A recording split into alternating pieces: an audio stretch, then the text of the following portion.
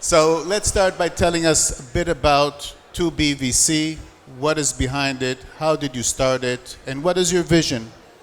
Okay, so actually my background is not, I don't come from a business background. My parents were not business people. So I taught and studied philosophy in London University. And 13 years ago, my brother, who was the businessman in the family, he died actually in a bicycle accident. And I decided to commemorate his name, and I built 2B, where 2B stands for Two Brothers. And I do business with him every day, so this is great. My uncle, he was the businessman in the family, Eli Hurwitz. He was the CEO of Teva.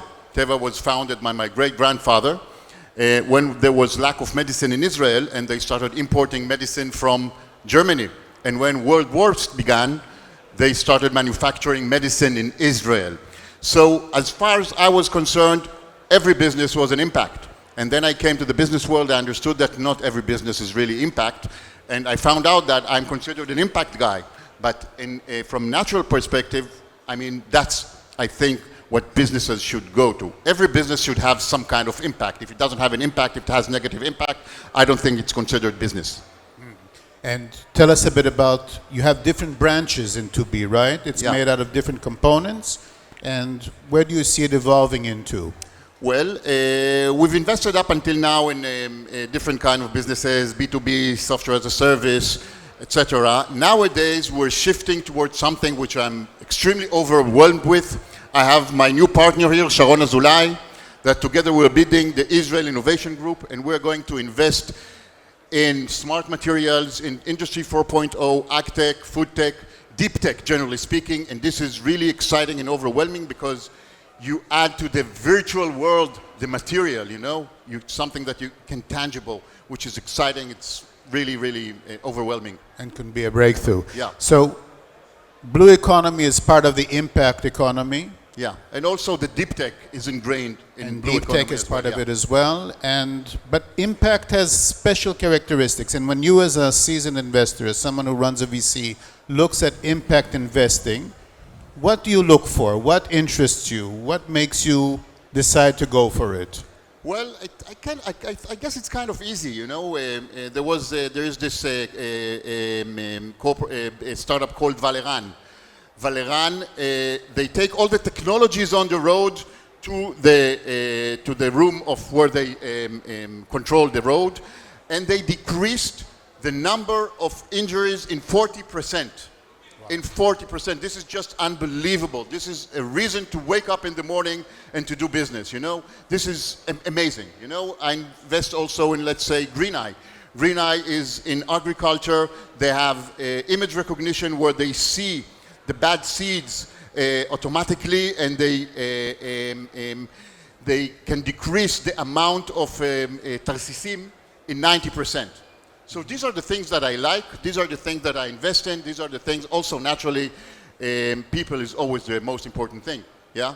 When I look at an entrepreneur, so one of the things that I look at is whether this is an entrepreneur that can hold succession.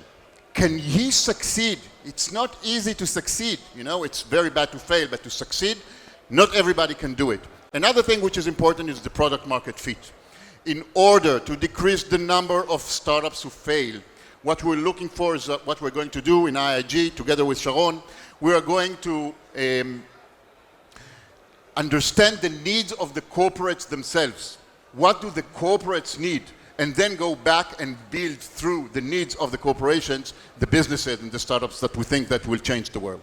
So you're looking from a different perspective. And when you look at the balance, they talk about a double bottom line. Yes.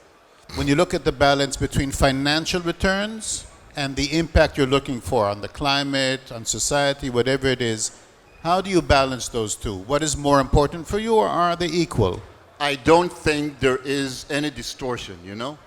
I think that the best startups in the world, the best corporations of the world are both impact, both in economical needs and societal needs. The example I gave in the beginning, Teva.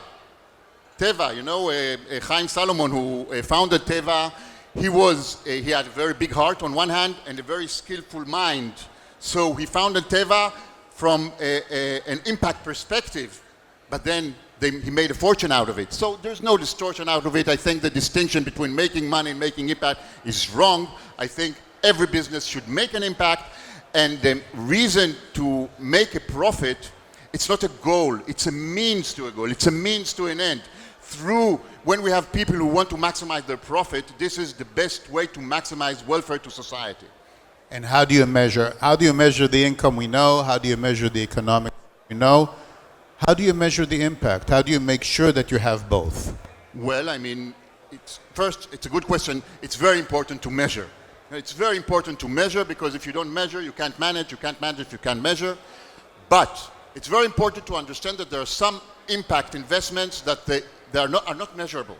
For instance, I invest in the Haredi society, in the Arab society. I want people in the Haredi society, in the Arab society to succeed, even if they have a startup that is not, very impactful to the world.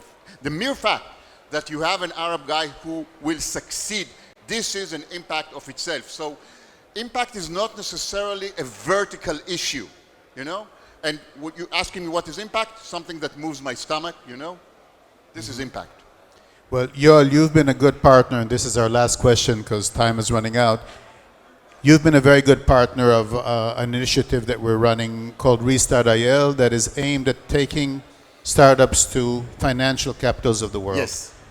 And there's no doubt that there's a reluctance, hesitance, maybe even fear of foreign investors to now invest in Israel.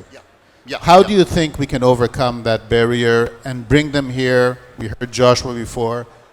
What is your perspective? Well, first, I must emphasize and confirm that we have a very serious problem.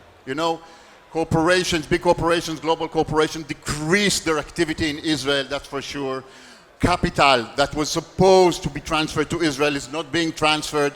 We are in a serious challenge now, on one hand. On the other hand, when you think of it, there are enough people in the world who are fond of Israel, who are pro-Zionist, Jews of the world, not necessarily Jews, who love the country, who believe in the potential, in the business potential. So first, we need to build infrastructures, financial infrastructures, for people abroad to invest in Israel, to give them the opportunity. We need financial infrastructures for people in Israel, crowdfunding, that everybody in Israel will be able to access good deals in the high tech. Second, we need the regulator to play with us the right game in order to build these infrastructures. I must say that the chief scientists, the incentives that are being given by the chief scientists are amazing. Thank you for that, but it's not enough. We need also the institutionals. The institutionals need to make kfitzat emunah, a quantum leap in their belief, and to invest in those new businesses, in those new funds, in order to move Israel forward, because we have no other chance, we have no other country, and this is what we need to do. So you're saying it's possible and you're optimistic? Absolutely. Yoel, thank you very, very much for what you do and for participating today.